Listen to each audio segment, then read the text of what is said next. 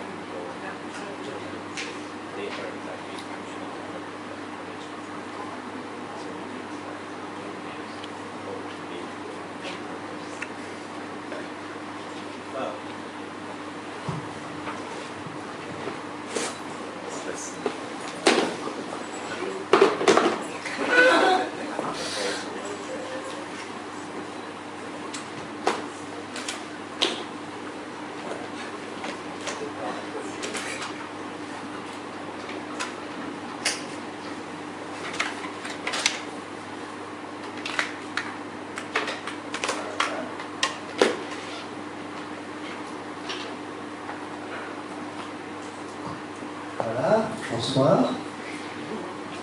So today I'm going to talk about Gojira, the famous Japanese monster. So I want to thank Kyo from Kyo Living Room to invite me to make this lecture, and also Mr. Chongri from the Bangkok Post to make a nice paper to present it, and Merci Tiberin, my curator, who helped me to organize the show.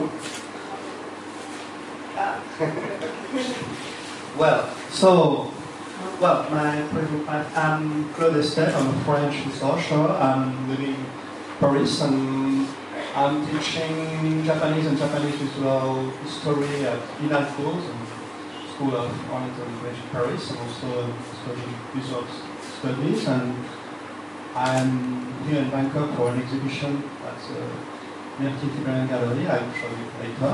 And, well, Gojira is one of my subject of studies. Well, I'm not used to make lecture in English, so my English is not perfect, so if you don't understand, please ask me if you need some more explanation. And, well, it's a quite informal lecture, so if you have questions, you can ask them during the show or after, but you don't hesitate to interrupt me if you need some more explanation. So, the title is a little bit poetic. Saying the invisible in French is well invisible, I took the title from Kandinsky painting, about an abstract painting, but I thought it was a good title for this because, well, Gojira is a movie that was made, the first one in 1954, was about the problem of the war, the radioactivity, and one of the, you know, of course, that in Japan right now, last year in Fukushima, there was a lot of big trouble again with the nuclear industry and nuclear power, and one of the problems of radioactivity, it is very dangerous, but you can't see it, you can't smell it, it's little, you can die from being exposed to radioactivity, but you don't see it. So it's something you just, in real life, you need a Geiger counter, you need something to know there is radioactivity.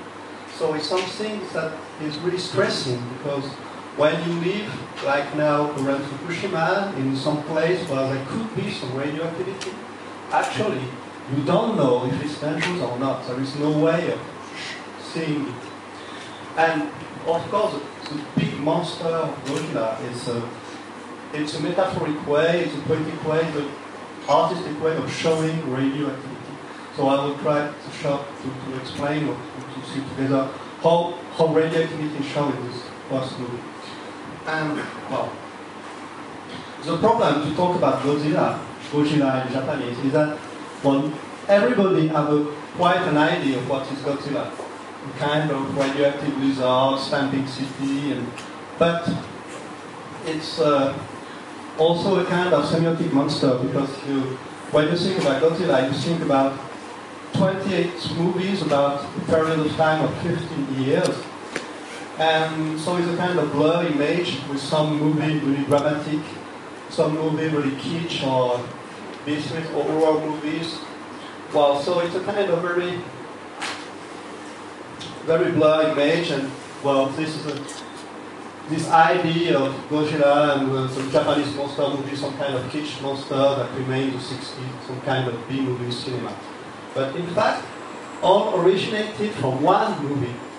The first one, I will call it Gojira, the original title in Japanese, and the first movie from 1954, was in fact a really serious movie, a really dark movie, a really beautiful movie, a really political movie about war, about radioactivity, about protesting, about the Cold War, and it was not intended. The director, Honda Ishirō, is not intended to make it. It was not in a kind of Hollywood movie. You know, it's not. Well, there is a monster movie, and there will be the second, the third. It was not intended as a series. It was just one movie to talk about problem in Japan, about the war, about nuclear power, and it was not intended to have any sequel. And it's very really extraordinary that this movie have so many, was so seminal in making a whole part of all the movie industry in Japan in the 60s. So first, the name of Gojira. Gojira is a kind of a nickname in Japanese. It's a combination of two Japanese names. So first, the Gojira is from the Go is from gorilla, and Jira from Kujira. Gorilla means in Japanese gorilla, and Kujira means a whale. And so Gojira is a kind of combination between a gorilla and a whale. Well, it's already some kind of very weird animal. But when they say gorilla, in this context, it's not any kind of gorilla. It's a reference to King Kong, the gorilla from King Kong, from the movie King Kong, who was one of the most famous monsters of the first, or the pre-war movie. And the reference to Kujira for the whale, I mean, it's not, the idea is not that this monster looks like a whale, it's just like, it's as big as a whale, and it's some aquatic monster coming from the sea. So the sea monster, as big, as dangerous, as powerful as the King Kong was already a kind of god in the movie. The 1933 movie, the King Kong. And when Toho, the company that made the movie, have to choose a title for the international release of the movie, they choose to westernize it in Godzilla. And of course, in Godzilla you have God. I mean, that's, it's a kind of, well, it's not like you can read in Wikipedia. Godzilla is just not a kind of dinosaur. It's much more than a dinosaur. It's some kind of gigantic beast. And a kind of kami, a kind of god, something, well, really powerful. For example, in the first, well, in a movie like King Kong, what is the most famous monster movie before Godzilla, the monster, King Kong, is big, but it's not so big. I mean, you see, it's able to just go on the top of the skyscraper, but it doesn't destroy the skyscraper. Just, and in the movie, if you remember the movie, in his hand is a woman who is falling in love with her, and well, so King Kong is still at the human size. He can fall in love with a woman. He's not. And it don't destroy the city, it's inside the city. And it might destroy the woman. But yeah, but the thing is that Godzilla is the first monster of the whole history of the cinema, the movie, that is so big that it can't interact with human. I mean, when Godzilla is showing a kind of this train, so it is not any. It didn't even see people inside. They are just like ants. He get angry about playing, get angry about some train, but you see this size is just absolutely gigantic, and it can trample a whole city. And from, well, there's a lot of things to talk about, but the thing that now you have seen, maybe if you like cinema or if you watch TV, you have seen hundreds of gigantic monsters destroying cities. But when the movie was released in 1954, it was the first one to imagine this kind of monster that was so big it could destroy a whole city. Now it's a kind of commonplace, but so this whole gender, this whole kind of movie was generated by Gojira. And why it's so big is because in the idea of the Honda, the director, Gojira was meant to embody the danger of nuclear weapon. So Gojira is a kind of living nuclear weapon. So it's something unbreakable, it's something that can destroy not people, but that can destroy a civilization, that can destroy a whole city, like a nuclear bombing. A nuclear traditional weapon just can kill people or a lot of people. A nuclear weapon can wipe out a whole city, a whole civilization. And the idea of Godzilla is to symbolize this new danger that is not on the scale of a man, but on the scale of a civilization. And this idea of the gigantic monster was after taken again and again in many movies. At the time, it was a real novelty to do it. And the confrontation between the two mythic monsters, King Kong and Godzilla, appeared 3 years later in the movie King Kong against Godzilla. Because, well, Gojira was a really dark movie and political movie, was such a commercial success with nearly 10 million of people seeing it in Japan in 1954, that the Toho production decided to release other Godzilla movies, and it's very quickly became commercial movies that have nothing to do with the first political idea of the first movie. And some of the movies are really interesting, but they are a whole different genre called in Japanese Daikaiju Eiga, which means the Japanese monster movie. For example, in King Kong and Godzilla, it's not a serious movie, it's about kind of a catch between all the monsters. And after, there was many kind of movies, and Godzilla was really popular with this toy, and there was a lot of toys to make. It was the first merchandising. When you think merchandising about movies, you think about Star Wars. Star Wars in 1979 was in America the first movie where they made more money in selling toys of Star Wars. And Star Wars was already a big success in the movie theater, but they sell many goods and toys of Star Wars, and they make more money with the merchandising than with the movies.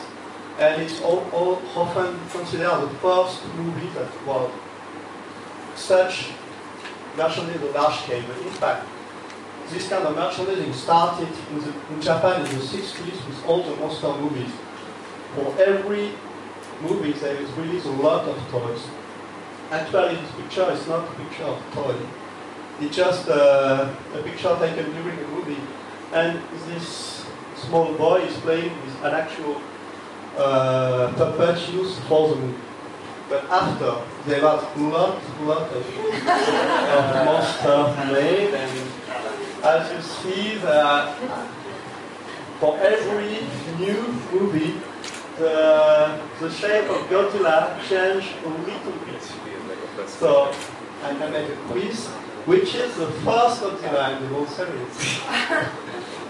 Someone can recognize it? Top right? Top right? Right? Left or no? Which one? On the top right. Black. The black one, top right. Which one? Left. This one? No, left. More tallest. This one? Yeah. No, left. Left? Yeah, this one. And right? Well, the first one is this one. He looks older. Because actually the first one was not looking too much for dinosaurs, was much like a big bear or a big wolf, and you have four fingers, and you have small ears, and little by little it was making less dangerous, less strange, and looked much more like a reptile. And for example, well, this one is from 1960 movies. They have big eyes, like manga eyes, and it was made for children.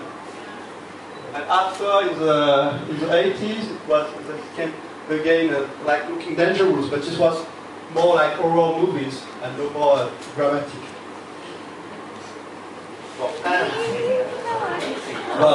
Actually, there is a whole world of toys of Godzilla. These toys are, if you are a toys collector, they were, it's what we call in Japanese sofubi. Sofubi for soft vinyl. And, well, if you have an interest of dolls or toys, so there are two kind of toys. The one in kind of resin, that are hard and painted, and the one in soft vinyl. So they are soft, like a little bit like human skin. And most of the time the color is inside the plastic, and they can also have a kind of aerograph painting. So they can be really beautiful. They are really expensive, and people they have a lot of collection of this. An original Godzilla in Sokubi can, well, it's worth a few $1,000s, for example. And for each monster, they make many colors. But for each movie, in the movie you can have 1, 2, or 5 monsters, but you can have 50 or 100 or 200 toys of different size, different quality, and it's a whole world. Well, this is the first movie style. Ishirō.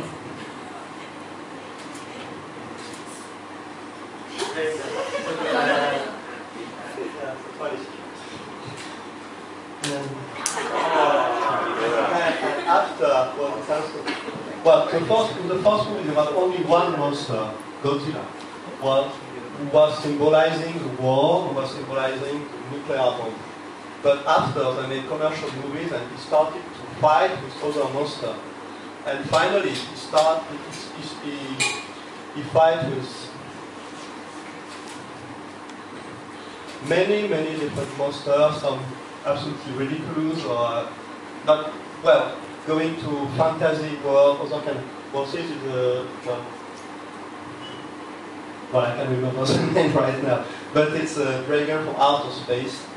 But it's King Ghidorah. It's one of the enemy of Godzilla. This one is Hedorah. In fact, this is one of my favorites. It's really cool in toy. But in fact, this one is from a movie from 1972 called Godzilla versus Hedorah. And it's also a political movie because, well, this monster symbolizes pollution. And it's just kind of, it's shaped in mud. And at the time there was a big industrial pollution in Japan, and they tried to, well, there was a kind of naive movie, but they tried to emphasize about the real bad state of Japan at the time, that's the sea absolutely polluting. And this film is really cool. And in Japanese, well, there is a lot of pun on the name of the movie. For example, Hedorah comes from the Japanese word Hedoro, which means filthy mud. in the sea of the skyward. So it's the mud monster. Well, all these were made possible by Tsuburaya Eiji, was a man who made the first Godzilla monster, and it's him. And, well, it's a long story. After, so as I tell, the film was so popular, they made many movies, so Tsuburaya Eiji made his own production, and he made movies for TV. There was all the movie of Godzilla, Kaiju Ega for movie theater, but he has the idea to create monster for TV series. And the first one was Ultra Q, and the most famous is Ultraman, when every, well, I don't have a picture of Ultraman there, in every Ultraman TV series, every week Ultraman was fighting a new monster. And every week, Bandai, who has a license for the toy, every week Bandai was releasing a new toy, a new monster. And actually, well, it takes time and kind of energy to think of a new monster every week. And after 2 years of producing Ultraman, they just stopped because the people that were making the monster was absolutely exhausted. They have created hundreds of monsters. They did not have any idea to make new shape of monster cheap and quickly. That's the point. They have 2 or 3 weeks to make a monster. But it's this first Godzilla was very seminal because from the first movie there was all the genre of the Kaiju Ega that was produced. And an interesting point is that, in fact, Tsuburaya Eiji was a specialist of modeling, and he used to work in propaganda movies during the Pacific War. Well, this is a movie made in the 60s, but he made one of the most famous propaganda movies made by Japanese during the Second World War, because when Japan attacked Pearl Harbor, they didn't have good real view of the attack, good photograph, and they did not film it, and so they made a propaganda movie called From Hawaii to Malay, when they reenact the attack of Pearl Harbor. And Tsuburaya made in a studio the whole Pearl Harbor and with all the boats, and they reproduce the attack. And when the Americans find the movie at the end of the war, they assume it was a real movie taken during the attack, and they classify it as news. And in fact, it was just modeled by Tsuburaya. So after the war, it could not work because it was classified as a war criminal, as a work of propaganda. But a few years after, it could work again, and he started to work on special effects, create monster, and the other thing. One of the characteristics of the monster movie, they have monster, and they destroy cities. So you have to make one city at this time. So he was a specialist in making models, cities, and founding them by monster. And so Godzilla made this whole series of Daikaiju Ega. And one of the characteristics of this movie, from the second Godzilla, there's always at least 2 monsters and the monster fight. A little bit like in the Shambhala Ega and the samurai movies.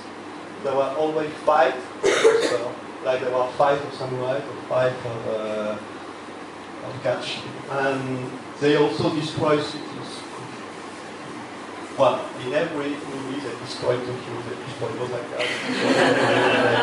But this point is very important because in the first movie, Gojira destroyed Tokyo. But in the first movie, it's supposed to be a reenactment of the Second World War. And when people in '54, see Godzilla destroying Tokyo. It's really moving for them. It's really really bad memories of the war, or the fire bombing, and it's really some kind of historical movies. But after a time, in this kind of movie, just well, it brings some hope in a way, because you see a monster movie, the monster destroys Tokyo, but the next week Tokyo is here again and it's destroying again, and so it's a kind of cycle. It's like in Japan with the earthquake. You have an earthquake, the city is destroyed, you rebuild it, and life goes on. And so there is some kind of the fact of destroying city that can appear from Western people or non-Japanese people really weird. Is a kind of it can be something of a hope in Japan, because the city can be destroyed by monsters symbolizing the war, the earthquake, everything.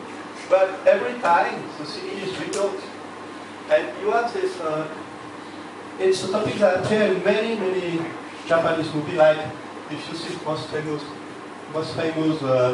anime Akira. It starts with the bombing of the Akira starts with the destruction of Tokyo with an atomic bombing, and after we are in Neo Tokyo. Well, just wondering, did they destroy like Hiroshima and Nagasaki also? Sorry? In a Godzilla movie, do they go also after Hiroshima and Nagasaki, or only Tokyo? No, I will show it later. No, actually the movie is in Tokyo, and is reminiscing of the fire bombing of Tokyo. But there is also, there is in the movie some sceneries that are closely related to, clearly related to Hiroshima and Nagasaki. But it's very complex, because it's also hint about the actuality of the Cold War. Well, I'll show it later. I talk too much, so I have to make it.